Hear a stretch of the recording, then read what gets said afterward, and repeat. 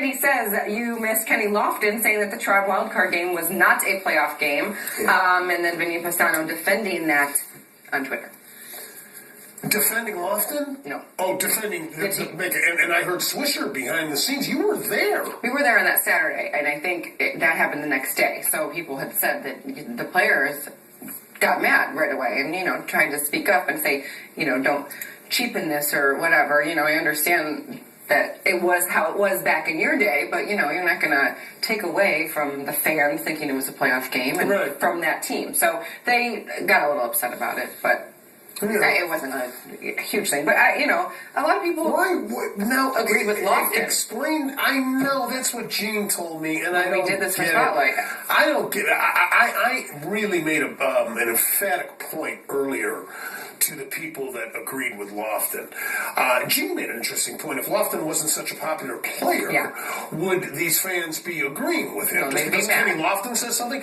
What the fans don't know is what a jerk Kenny Lofton was when he played. He's better now that he's older and he's out of the game, but he's still got some of that jerk in him to make this statement. Why would he tarnish the accomplishment of these players that got us into the playoffs? And verbatim, he is wrong. And again, I would emphasize that the one-game playoff is like the 7th game of the World Series. And let's talk facts, too. Kenny Lofton played in one World Series. That's it. He wasn't with us in 97. That was Marquise Grissom. He had already left. He was in one World Series with us. Now, that team was in the playoffs perennially, obviously, but and it's not his fault that we didn't win the World Series, I grant you. It's because John Hart didn't want to trade Jarrett Wright for either Pedro Martinez or Kurt Schilling. But certainly don't tarnish what these players accomplished a year ago and what they very well may do so again in 2014. And it wasn't even, he brought it up too, which was what was the purpose of doing it? There was nothing to gain. What was to be accomplished by that?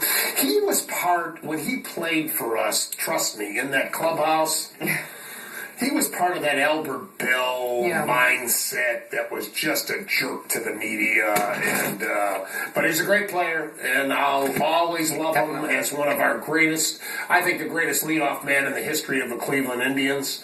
And I would venture, fair is fair in my reporting and my opinions. I think he'll go down as one of the greatest leadoff men that I've ever seen. I look at Ricky Henderson. I look at Pete Rose. There's been many other great ones, but Lofton, in my opinion, is right there with the best of them.